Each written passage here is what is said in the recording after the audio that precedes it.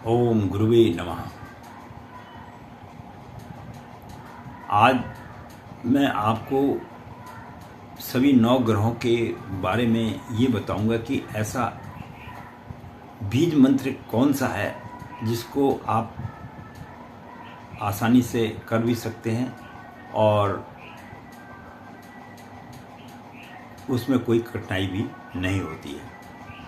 आमतौर पर धारणा यह है, लोग कहते हैं पंडित जी को बुला के हम मंत्रों का जाप कर लेते हैं। यह इस टाइप का जो है लोगों के मन में विचार आता है। कई बार लोग पैसों के अभाव के कारण ब्राह्मण को नहीं बुला पाते हैं और कई बार लोग मुसीबत तो आई है पर झंझट को दूर करने के लिए बोला यार कर लो, इसको मंत्रों का जाप कर दो ताकि मेरा जो है जीवन सुखी हो जाए। लेकिन आपने एक बात तो सुनी होगी कि जो आदमी बीमार होता है उसे डॉक्टर दवाई तो लिख के दे देता है, लेकिन जब तक वो बीमार व्यक्ति दवाई खाता नहीं है तब तक उसकी शरीर पर उसका कोई असर होता नहीं है। जब वह दवाई खाएगा तभी उसके शरीर में असर होगा और उसका शरीर ठीक होगा। उसी प्रकार से ग्रहों का ब्राह्मणों द्वारा कराना और स्वयं का करना, इसमें ये समझिए 50-50% का फर्क रह जाता है।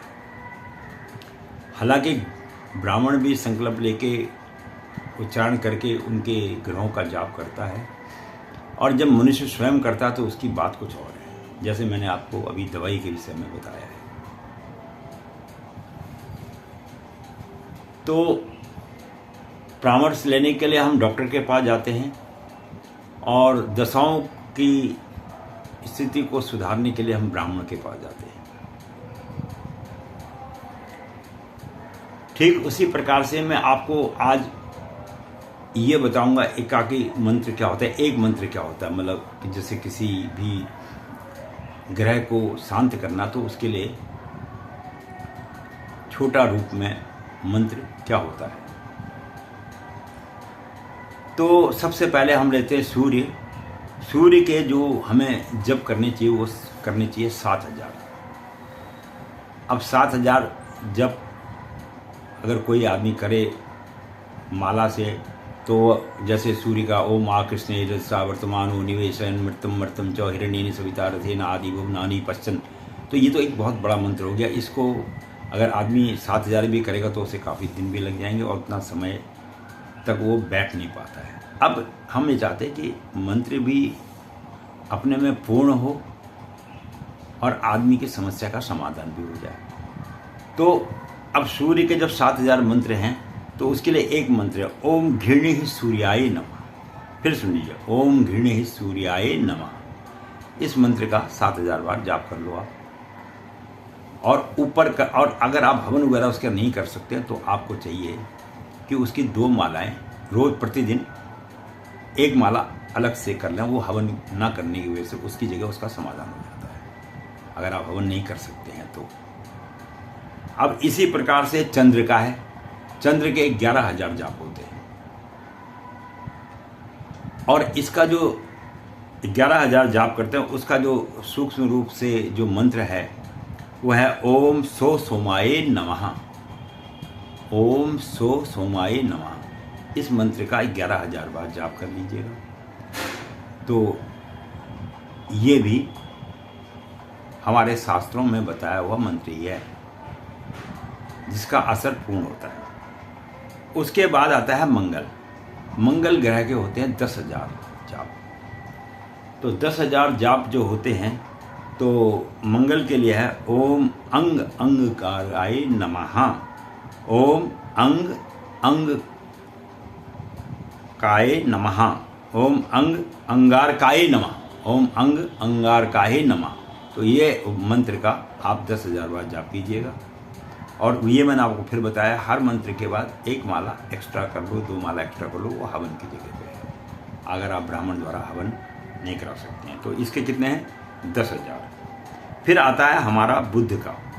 बुध के होते हैं 9,000 जाप। तो बुद्ध के 9000 जाप होते हैं ओम बुम बुद्धाय नमः। तो इसको बुद्ध के नाम से 9000 जाप करने चाहिए। और बृहस्पति क्या है, ओम ब्रह्म बृहस्पति नमः। तो ये बृहस्पति के 19000 जाप किए जाते हैं, तो इसके जाप को करिएगा। और शुक्र के जो है ओम सुम शुक्राय नमः, इसके 16000 जाप होते हैं। और शनि के जो है 23000 जाप होते हैं, ओम सम शनिश्चराय नमः। और वैसे उसका पूरा मंत्र ओम सन्नो देवी रवि आपो भवन्तु पीते सयु भी सर्वन्तु न। तो ओम सन शनिश्चराय नमः। और राहु का है आपका 18000 जाप, ओम राम राहुवे नमः। ये इसका शॉर्ट रूप में संपूर्ण मंत्र माना जाता है। और उसी प्रकार केतु के 17000 जाप होते हैं, ओम केतवे नमः। तो आप भगवान केतु को प्रसन्न करने के लिए 17000 जाप कीजिए। और ये जरूर याद रखना कि उसके साथ में आपको प्रतिदिन चाहे आप 5 माला फेरो, 6 माला फेरो, 10 माला फेरो, जितना फेरते हो फेरिएगा, लेकिन उसके साथ में 1 माला हवन के नाम की जरूर एक्स्ट्रा जो है करनी चाहिए। उससे आपको, अगर आप यज्ञ नहीं करते हैं तो यज्ञ का संपूर्ण फल भी आहुति के रूप में आपके मिल जाता है। तो जब जिस ग्रह की दशाएं आपके ऊपर आती हैं करते रहो। और नहीं तो एक रूटीन बना लो कि भाई पहले एक का पूर्ण कर लिया, फिर दूसरे कर, फिर तीसरे का, इस तरह जो है 9 के 9 ग्रहों का कर लिया। तो उससे जो है आपके जीवन काल के अंदर में जो ग्रहों का दुष्प्रभाव है ये थोड़ा कम हो जाएगा। इसके साथ ही मैं पंडित गिरीश तिवारी अपनी वाणी को यहीं पर समाप्त करता हूँ। आशा करता हूँ कुछ ना कुछ तो समझने को मिला ही है। और बाकी जो कुछ विशेष जानकारी इसमें लेनी हो तो किसी श्रेष्ठ ब्राह्मण के द्वारा आप ले सकते हैं। और इसी के साथ मैं अपनी वाणी को विश्राम देता हूँ। आशा करता हूँ आपको वीडियो अच्छी लगी होगी। अच्छी लगी हो तो सब्सक्राइब और लाइक कीजिएगा। इसके साथ ही आप लोगों का वीडियो देखने के लिए धन्यवाद। और जो है आप लोगों की कृपा से मुझे भी कुछ प्रभु के चरणों में ध्यान लगाने का मौका मिल रहा है। यही जीवन का सत्य है। धन्यवाद।